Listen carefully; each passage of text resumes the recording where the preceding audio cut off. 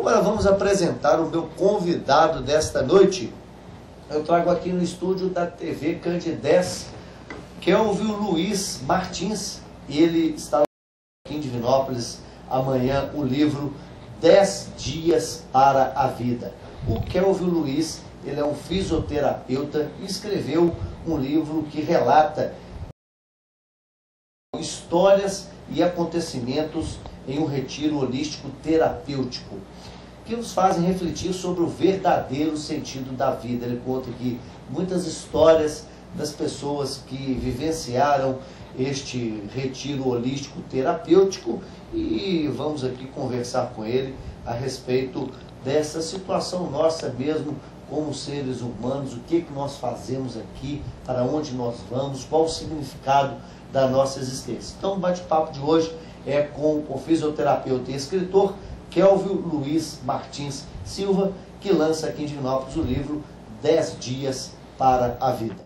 Falando um pouquinho sobre o retiro holístico terapêutico, né? O livro 10 Dias para a Vida. Então eu vou relatando uma visão diferenciada de saúde, uma saúde holística. Mas o que quer dizer holístico? Holístico é que olha a pessoa como um todo, a parte espiritual, a parte física, energética, e nessa visão, com o objetivo da promoção da saúde. Muitas vezes a gente vê a questão da saúde mais voltado para a doença. A população, de modo geral, cuida de doença. É verdade. E a gente fazer um caminho contrário, que é promoção da saúde. Como? Aí está essa questão do retiro holístico. Então eu coloco a saúde de uma forma meio que poética, né? Mas eu acho que dá para a gente encaixar dessa maneira, como uma estrela que brilha. E a gente sabe que escuridão não existe. O que existe é a falta de luz. Então, se isso na vida da pessoa está com muito escuro, está com muita dificuldade, a culpada não é a escuridão, a culpada não é a doença, a culpada é quem? É a falta da luz. Você chegar num ambiente escuro, acender o disjuntor, fica tudo iluminado. Então, essa visão, a estrela da saúde. E, na verdade, a questão da espiritualidade, um encontro profundo com Deus. É interessante que muitas vezes a pessoa vai lá por um problema físico, ou questão de obesidade, ou alguma dor específica, mas quando vai percebendo, tem uma raiz mais profunda. Às vezes lá a questão da parte espiritual influenciando também. Quando a pessoa está bem com você mesmo, está como é que se diz, encontrou com Deus, faz esse abraço, acolhe, fica mais fácil de caminhar. Quer ver um exemplo? Atendi um senhor lá que tinha problema de diabetes. E vem fazendo tratamento e nada de melhora, nada de melhora.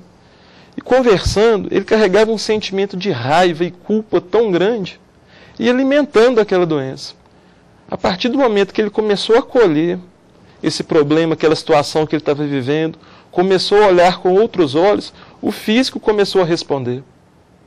É bem interessante. Que bacana. A questão da parte emocional influenciando no físico. É normal as pessoas relatarem, nossa, eu estou morrendo de dor nos ombros. A parte emocional é tudo. Parece que estou carregando o mundo nas costas. Aí você vai avaliando o estresse que essa pessoa está vivendo, a correria do dia a dia. A partir do momento que ela começa a diminuir o ritmo, o físico responde. Nós temos uma ligação direta aí, no que a pessoa pensa, nos pensamentos, né, e com o físico também. E o carro-chefe é a respiração e a meditação, que a pessoa vai conseguindo diminuir. Sabe o que acontece, Flávio? Muitas vezes a pessoa, é como se eu entrasse num carro, um Jeep, e fosse numa estrada de terra. Acelero. De repente, eu paro. O que acontece? A poeira sobe toda e tampa a visão. Verdade. Aí nesse momento você tem que parar, esperar a poeira baixar e tomar um outro rumo. Então esse retiro é esse convite da pessoa fazer esse tempo, esse momento de deixar a poeira baixar. Que a correria do dia a dia, a poeira sobe muito. E chega muita mãe lá deslocada. Ah, tem vários casos. Eu não aguento mais o meu filho, eu não aguento mais a minha família. É, filho, família, marido, e por aí vai. Eu brinco a seguinte coisa, a historinha, né? Imagina um carro de Fórmula 1, ele está a 300 por hora. Chega uma hora, se ele não entrar no pit stop, ele não completa a prova, não. É verdade.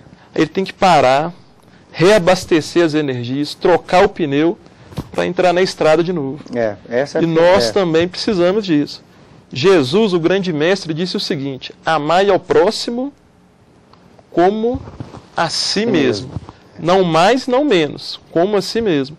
Você colocou a questão da mulher, né?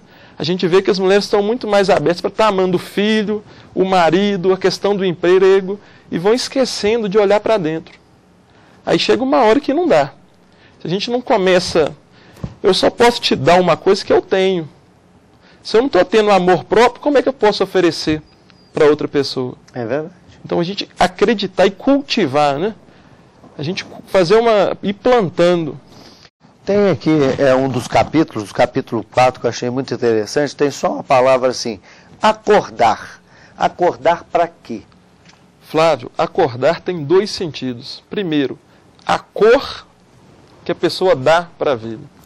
A gente observa pessoas com uma vida acinzentada, uma vida triste, apagada. Aquela pessoa que não vai buscando uma melhoria, qualidade de vida. E outras, pelo contrário, com uma vida colorida, uma vida mais feliz, né? Então a cor cinza vem muito pela lamentação. Aquela pessoa que está sempre reclamando, lamentando das coisas, vai ficando cada vez com uma vida mais acinzentada. E o segundo sentido dessa palavra é acordar realmente. Tem pessoas que acordam todos os dias às 6:30 da manhã, mas passam a vida dormindo. Sabe como? É aquela que, vamos fazer isso, e está desanimado, está sem vontade de viver, sem alma, vamos colocar dessa forma, né? E vai dormindo para a vida, e a vida vai acontecendo. E o fogo o fogo ele tem um simbolismo muito grande dentro deste retiro espiritual que vocês fazem, não é isso? Lá tem a terapia chamada terapia do fogo. Então o que é isso? Tem uma fogueira que fica acesa praticamente todo dia, né? E as pessoas sentam ao redor daquela fogueira e ficam observando a chama, respirando, olhando para o fogo. Isso leva a um estado de meditação, vai acalmando. O fogo tem um simbolismo. Uma pessoa sem fogo, como que é? Aquela pessoa que vai quase parando. Então está faltando fogo na vida. Excesso de fogo, opa, aí também não dá. Um controle.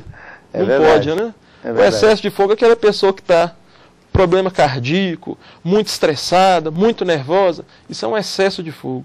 Então nós sempre temos um equilíbrio. O ideal é que aquela chama sempre fique acesa, sempre esquentando, sempre dentro de um limite agradável para tornar o ambiente agradável. E assim também devemos ser nós. Né? Aquece sem queimar. Aquece sem queimar, é verdade. Mas de qualquer forma, seja uma situação ou outra, para que a gente consiga estabelecer o equilíbrio e nos encontrarmos, é preciso haver também uma superação. Com certeza. Não é isso? Esse momento. poder de superação é que a gente também precisa encontrar. Muitas vezes a pessoa pensa que não tem saída. Estou no fundo do poço. Eu acho até interessante quando ela fala, cheguei no fundo do poço. Ela tem a oportunidade de bater o pé no fundo do poço e subir. Então, a cada momento a gente vai se superando, vai encontrando, percebendo que existe caminho. O ser humano, vou contar uma história que eu acho muito interessante, a valorização das qualidades, o nosso tesouro. Tinha um mendigo que andava por uma cidade interior com um saco nas costas, com uma pedra. Carregando aquele saco, ia de casa em casa fazendo o seguinte pedido: me dá um pedaço de pão velho, que ele dizia. Pegava aquele pão velho, punha no saco, ia passando de casa em casa, depois ia para a praça, tirava aquela pedra suja, ia quebrando aquele pão, gerando migalhas para estar se alimentando. Um belo dia esse mendigo morreu. Todo mundo foi para a praça para poder ver o que estava acontecendo. E ele estava lá estendido no chão. Aí um jovem muito curioso, vamos ver o que ele tem nesse saco. Na hora que virou o saco, aquele tanto de pão murcho, e caiu a pedra que ele tanto usava para estar gerando migalhas. Mas achou aquele brilho da pedra um pouco diferente. Aí foi até a fonte da praça, lavou aquela pedra, e quando observou, tratava-se de um grande diamante. Aquele mendigo podia comprar a cidade toda. Era o homem mais rico daquela região. mas sabia que era tão rico, não usava o seu tesouro.